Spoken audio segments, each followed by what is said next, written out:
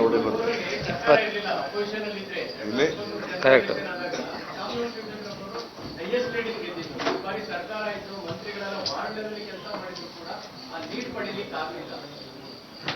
ಈಗ ಒಂದೊಂದು ಎಲೆಕ್ಷನ್ ಒಂದೊಂದು ರೀತಿ ಬರ್ತದೆ.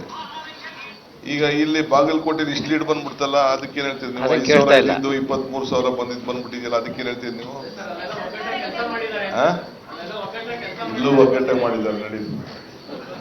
ಕೇರಳದೊಂದ ಕೇರಳ ಈಗ ಜೊತೆಗೆ ಕೇರಳಲ್ಲಿ ಒಳ್ಳೆ ದೊಡ್ಡ ಅಂತರದಿಂದ ನಮ್ಮ ಸರ್ಕಾರ UDF ರಚನೆ ಮಾಡಲಿಕ್ಕೆ ಆ ಕೇರಳ ಎಲ್ಲ ಮತದಾರರು, ರಾಜ್ಯದ ಜನತೆ ನಮ್ಮ ಮೇಲೆ ವಿಶ್ವಾಸ ಇಟ್ಟು ಬಿಜೆಪಿಯವರು ಮತ್ತು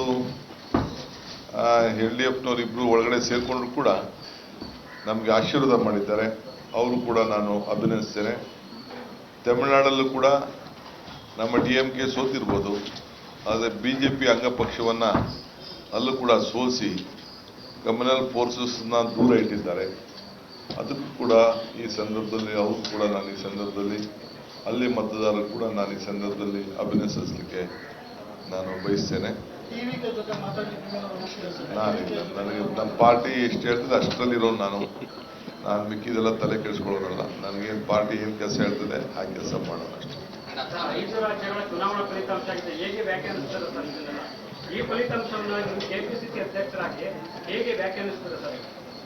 ಜನರಿಗೆ ಅವರ ಭಾವನೆ ಮೇಲೆ ನಾವು ರಾಜಕಾರಣ ಮಾಡಬೇಕು. ಜನರ ಭಾವನೆ, ಜನರ ಹತ್ರ ಯಾವ ರೀತಿ ನಾವು ಇರಬೇಕು ಅನ್ನೋದು. ಇದ್ರ ಜೊತೆಗೆ ಈ ಎಲೆಕ್ಷನ್ ಬಹಳ ಅಧಿಕಾರ ಕೂಡ ಬಿಜೆಪಿ ಬಹಳ ದುರುಪಯೋಗವನ್ನು ಮಾಡಿಕೊಂಡಿದೆ.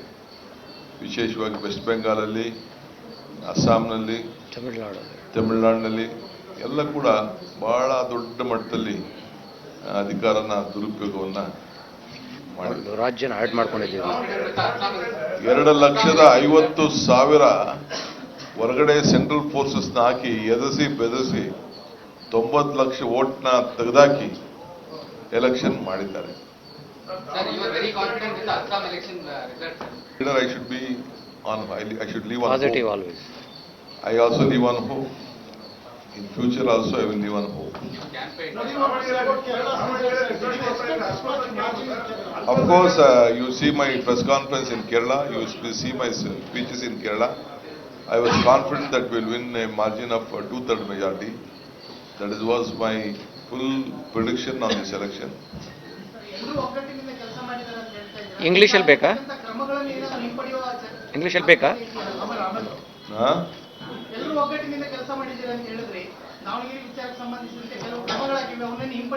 ಎಲ್ಲ ಪಾರ್ಟಿ ಇಂಟರ್ನಲ್ ಪಾರ್ಟಿ ವಿಚಾರ. ಕೆಲವರು ರಾಜಕಾರಣದಲ್ಲಿ ಒಬ್ರಿಗೊಬ್ರು ಸ್ಯಾಕ್ರಿಫೈಸ್ ಮಾಡಬೇಕಾಗ್ತದೆ, ಸೇವೆ ಮಾಡಬೇಕಾಗ್ತದೆ, ತ್ಯಾಗ ಮಾಡಬೇಕಾಗ್ತದೆ. ಇವೆಲ್ಲ ರಾಜಕಾರಣದಲ್ಲಿ ಇರೋದು. I don't want, still I don't know about it. I'll just make my research and let you know. As far as the 5 state of election is concerned, as far as Karnataka is concerned, I am very happy the people of Karnataka, especially in the 2 constituencies where the by-election was being held, voters have imposed faithiness. They said they know that this guarantee is helping for their life and a good governance is being given in Karnataka. They have imposed faith that in 28, again you should come back, we will stand by you, we will support you. 28 again will be the days of the Congress party and we will have a better governance in the future for the upliftment of Karnataka. In Kerala also we are very happy. We knew that we will have 2/3 majority. They have given us a massive mandate, so they have a lot of confidence. Our guarantee, what we give in Karnataka, has become a model for the entire country, and even BJP also copied us, and all the parties copied our guarantee. Leaders get congratulate ಮಾಡ್ತೀನಿ Kerala. And I would like to congratulate all the leaders of Kerala. Unitedly they work together. So that is the result today. The workers of the Kerala and the voters of Kerala, they shown their utmost commitment to save the Kerala from this LDF. South ಇಂಡಿಯಾದಲ್ಲಿ BJP ವೈಕೌಟ್ ಆಯ್ತು ಅಂತ. And at the same BJP. time, we should be very happy that in South India, the entire BJP has been wiped out. This is a lesson to the BJP in the South India.